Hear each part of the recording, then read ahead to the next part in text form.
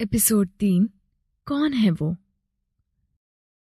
अंजलि की सहेली आयशा अंजलि से कहती है कि उसे रुद्र पर आंख बंद करके भरोसा नहीं करना चाहिए। रुद्र एक छोटी बच्ची के साथ घर लौट कर आता है। रुद्र और अंजलि एक दूसरे के करीब आते हैं। अब आगे। अंजलि रुद्र की बाहों में बहकने लगी थी।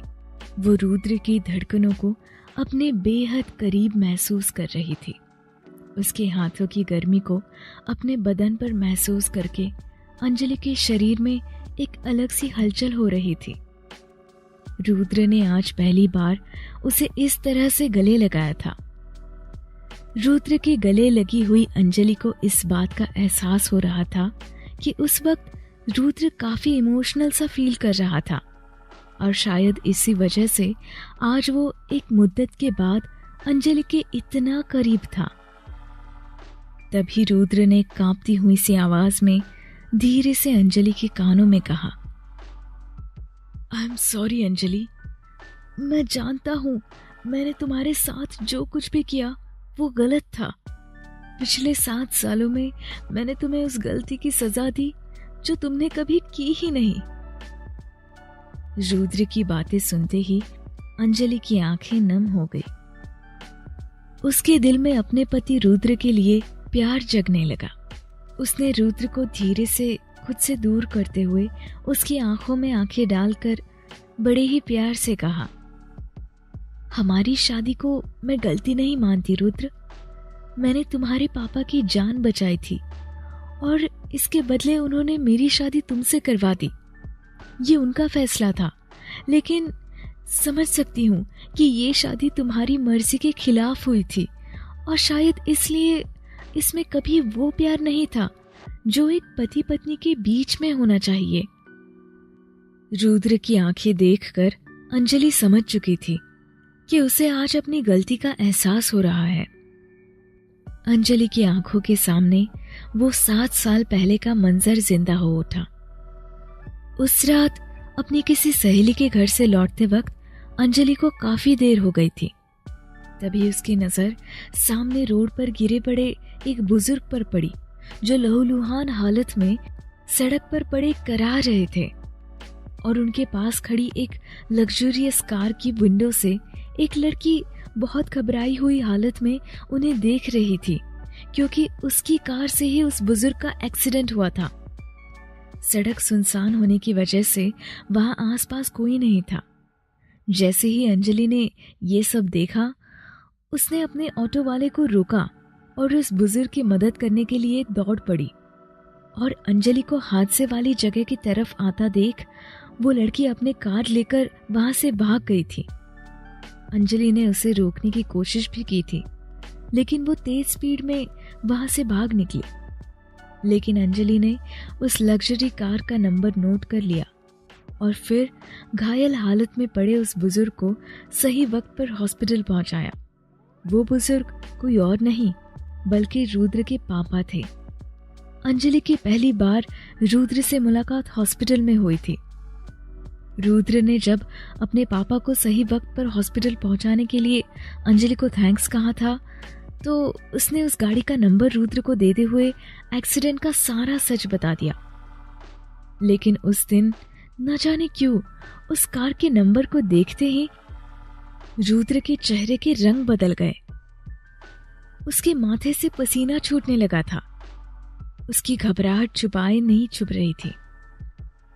उसने अंजलि से कहा था कि वो ये बात उसके पापा को कभी नहीं बताएगी, और अंजलि ने भी अपने आप को रुद्र के फैमिली मैटर से दूर रखने के लिए अपने होठों पर चुप्पी साध ली। लेकिन 3 दिन के बाद जब रुद्र के पापा को होश आया और उन्होंने रुद्र को अपने पास बुलाकर उसे कहा कि वो उसकी शादी अंजलि से करवाना चाहते हैं, तो रुद्र ने उन्हें कहा, नहीं पापा, मैं किसी और को चाहता हूँ और इस लड़की ने आपकी जान बचाई है, सिर्फ इस वजह से मैं इससे शादी नहीं कर सकता। रुद्र के पापा ने एक नजर उसके चेहरे की तरफ देखा और फिर गहरी सांस लेते हुए कहा, जो सच तुम छुपाना चाहते हो वो मुझे पता है रुद्र, और अगर तुम चाहते हो वो छुपा रहे तो अंजलि से शादी कर लो। उस दिन रुद्र अपने पापा की इच्छा के आगे हार गया। एक गहरे राज को छुपाने की खातिर उसने ना चाहते हुए भी अंजलि से शादी के लिए हाँ कर दिया। कुछ सालों के बाद रुद्र के पापा की मौत हो गई और रुद्र ने उस सच को कभी किसी के सामने नहीं आने दिया। रुद्र ने अंजलि से शादी तो कर ली थी, लेकिन उसे कभी अपनी पत्नी का दर्जा नहीं दे पाया। लेकिन आज जब रुद्र इशिका को लेकर अपने घर लौटा तो उसे इस बात का एहसास हुआ कि उसके बेटे अंश की अच्छी परवरिश के लिए उसे अंजलि के साथ अपने रिश्ते को एक सही मोड़ पर लाना बहुत जरूरी था। शायद इसीलिए रुद्र ने अंजलि से माफी मांगकर एक बार फिर से रिश्ते को मौका देने का फैसला लिया था। रुद्र के इस फैसले को सुनकर अंजलि बहुत खुश थी। बरसों से जिस दिन का सपना वो देख रही थी, वो दिन आज अचानक से उसकी जिंदगी में आ गया था। अंजलि ने आगे बढ़कर रुद्र को अपनी बाहों में खींच लिया, लेकिन इससे पहले कि उन दोनों के बीच की दूरियां मिटती, अचानक से दरवाजे पर किसी ने धीरे से खटखटाया। अंजलि हड़बड़ाकर रुद्र से दूर हट गई। रुद्र ने दरवाजे की तरफ बढ़ते हुए कहा, लगता है अंश नींद से जाग गया है, मैं देखता हूं। जैसे ही रुद्र ने दरवाजा खोला, सामने नन्ही सी इशिका आंखों में आंसू लिए खड़ी थी। ये देखकर अंजलि ने उससे पूछा, क्या हुआ बेटा, आपको नींद नहीं आ रही है क्या? आप यहाँ क्या कर रही हैं? इशिका ने एक नजर अंजलि के चेहरे की तरफ देखा और फिर अपने सामने खड़े रुद्र का हाथ को पकड़कर उसे नीचे बैठने का इशारा किया। रुद्र जैसे ही इशिका के पास बैठा, इशिका ने उसे कसकर गले लगाकर रोते हुए कहा, डैड, मुझे आपके पास सोना है। मुझे पता है आप ही मेरे डैड है। अचानक बाहर चल रहा तूफान रफ्तार पकड़ने लगा। आसमां में जोर से बिजली कड़की। ऐसा लगा जैसे एक ही पल में अंजलि की जिंदगी में एक भयानक बवंडर आ गया। इशिका की बात सुनकर अंजलि के होश उड़ गए। उसके कदम लड़खड़ाने लगे और उसने अपनी आंखों में ढेर सारे सवाल लिए रुद्र के चेहरे की तरफ देखा। रुद्र अब भी इशिका को गले लगाकर अपनी आंखें बंद करके बैठा हुआ था। उसकी आंखों के कोनों से आंसू की बूंदें बह रही थी और अंजलि लगातार उन दोनों को इस तरह देखे जा रही थी। अंजलि की आवाज जैसे उसके गले में दब कर रह गई थी। उसने रुद्र के कंधे पर हाथ रखा और घबराते हुए सवाल किया, डैड, ये बच्ची तुम्हें डैड कहकर क्यों बुला रही है? रुद्र, सच बताओ, कौन है ये? तुम मुझसे कुछ छुपा रहे हो क्या? इशिका को गोद में उठाकर रुद्र अपनी जगह से उठ खड़ा हुआ। उसने अंजलि का हाथ अपने हाथों में थामा और इशारे से उसे कहा कि इशिका को सुलाने के बाद वो उसके सवालों का जवाब देगा।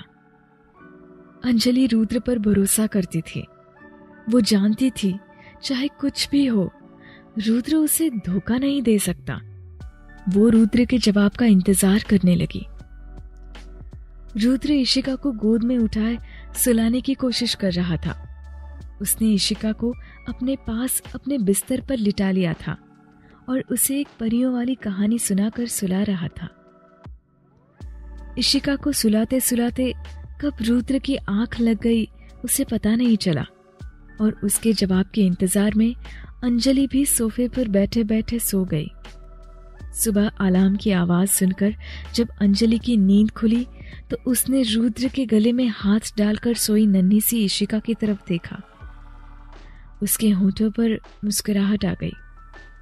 अंजलि ने अपने आप से धीरे से कहा, लगता है काफी थक गए हैं दोनों। आज अंश को मैं ही स्कूल छोड़कर आ जाती हूँ, रुद्र को सोने देती हूँ।